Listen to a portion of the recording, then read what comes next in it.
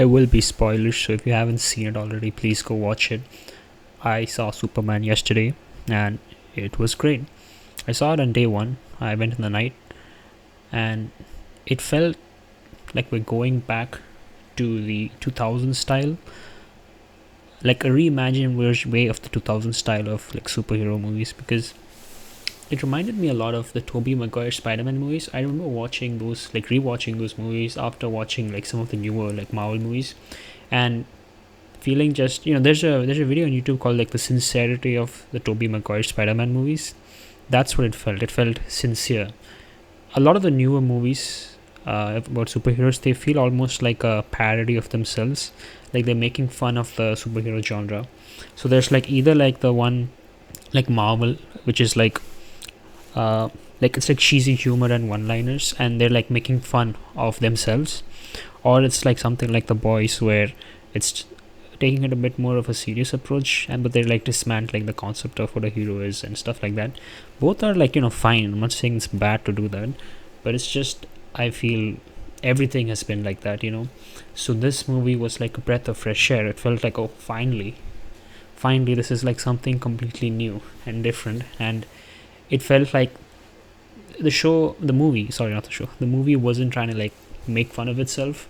Like it was actually genuine in its approach, and like Superman's personality, while it's like very idealistic, and I guess it's very easy to make fun of his personality. A lot of people in the movie also do it to him, but you can see that the movie presents the character itself in a very genuine way. Like Superman himself does not look down on his ideals.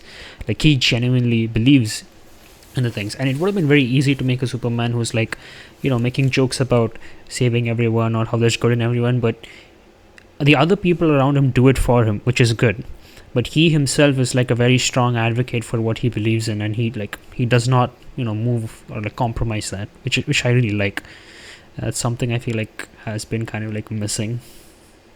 Another thing I really liked was that this movie felt like it's standing on its own two legs. What I'm trying to say is like a lot of the Marvel movies, it felt like they're always trying to fit them into a bigger picture. It's like each Marvel movie is like a puzzle piece that fits into like a larger connected, I don't know, multiverse or something like that.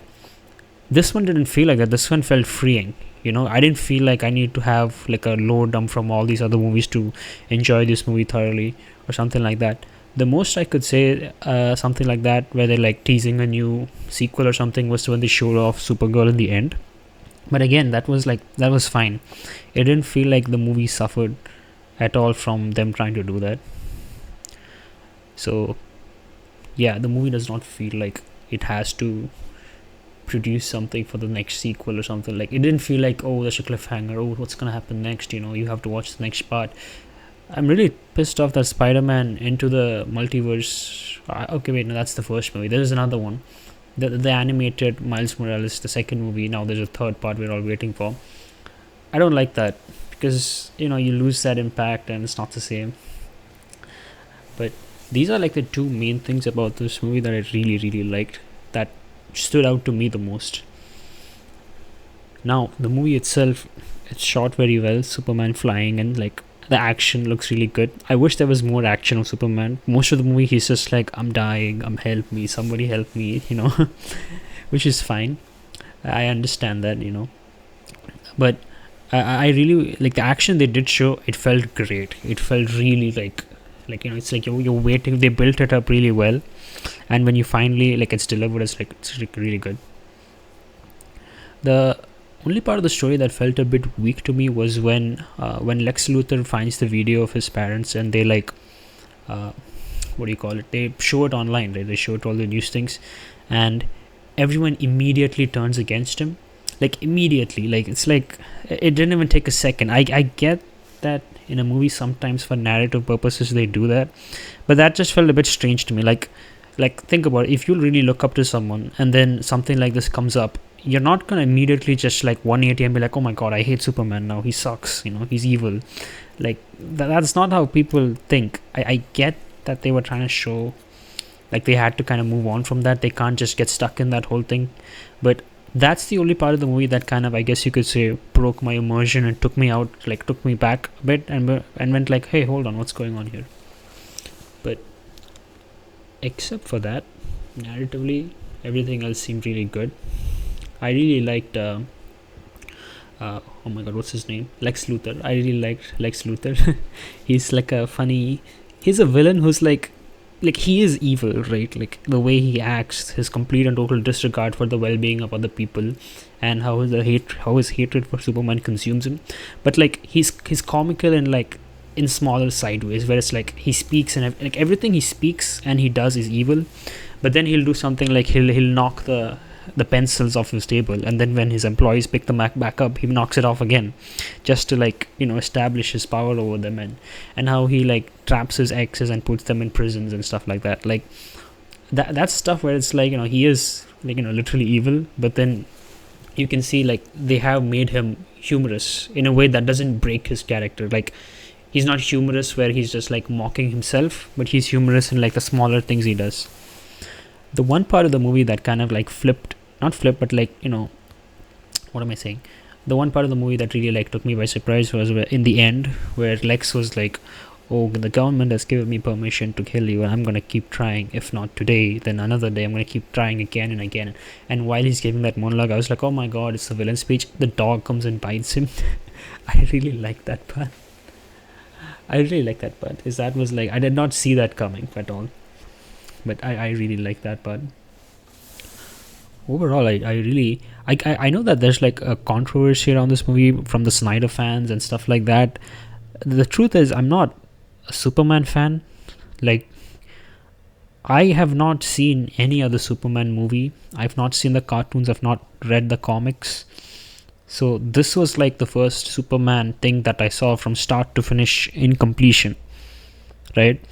I think maybe when I was a kid, I saw like the cartoon, some cartoon. I don't even know which cartoon it was. I saw some cartoon of Superman, but I'm not a big Superman fan, so I don't really know what to say about the whole Snyder stuff.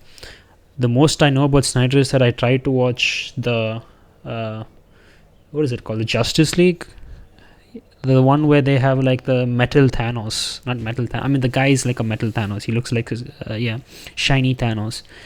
He comes to destroy the world. I saw that movie. I think that movie was like 4.5 hours long. I saw 1 hour of it. Thought I'll saw like continued like some other time, and then I never saw it again. So that's all I know about Snyder. I don't remember anything from that movie, so I don't know. I can't really draw a comparison here because I haven't seen it. I do find the controversy kind of interesting though. Like some of the things people say about like his suit, and I'm just like, not every suit has to have like visible abs and muscles just popping out of them.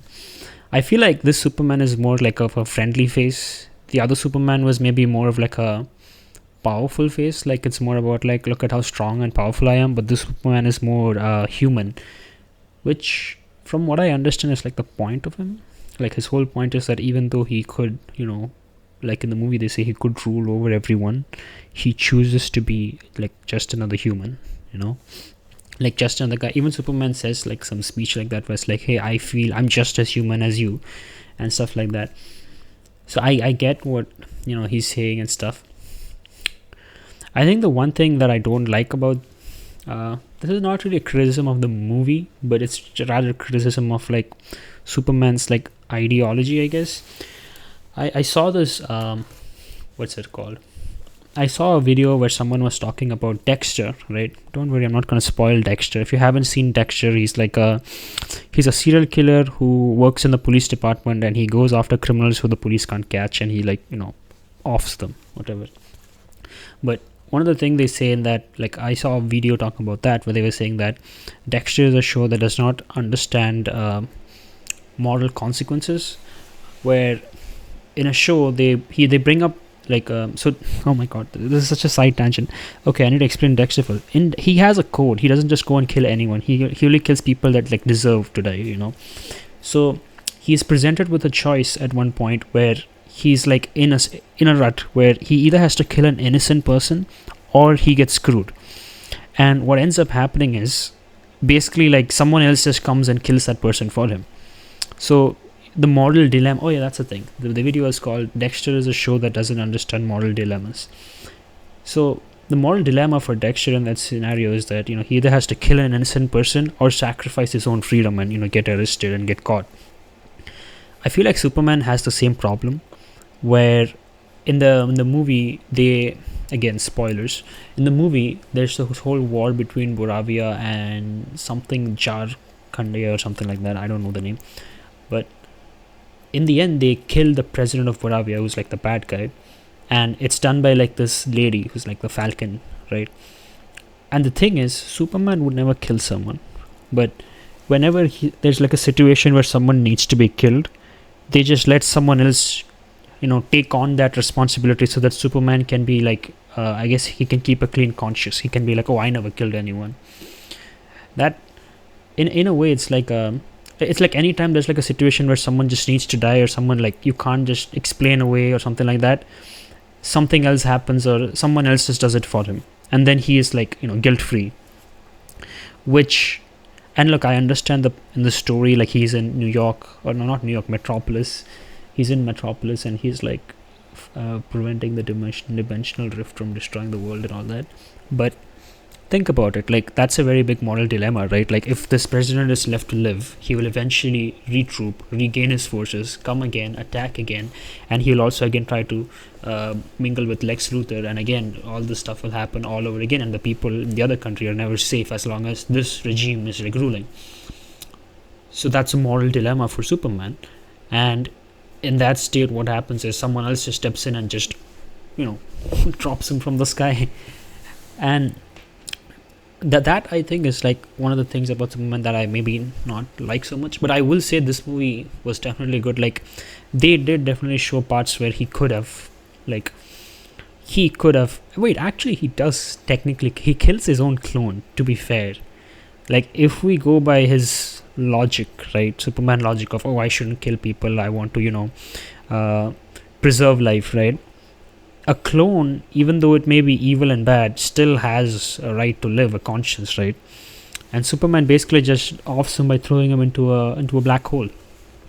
And this is also another thing where it's like they make the clone intentionally like stupid. Like the clone can't do anything on its own. It needs commands from Lex, being like A5, D6, commands to fight. But what if that clone had even a bit of conscience? I'm not saying he has to be like super intelligent like Superman. Like he just has like the intelligence of, let's say, like a 10-year-old kid, or like a dolphin or something. Enough consciousness where Superman has to be like, hey, hold on, I can't just destroy this guy. What does he do then?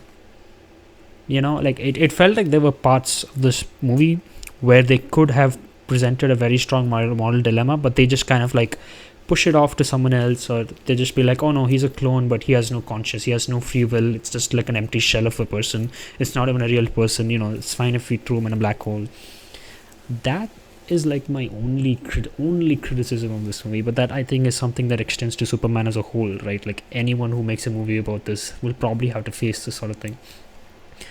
But other than that, everything else, amazing.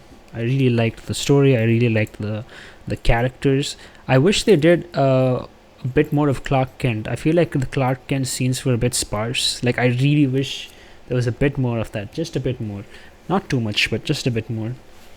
But yeah, this was definitely one of my better movies of the year. Definitely liked this one, and you should definitely go watch it if you like Superman, if you like superheroes. A breath of fresh air, it's a breath of fresh air. I really liked this. But yeah, if you heard this far, thank you for watching, and I hope I can see you all in the next one.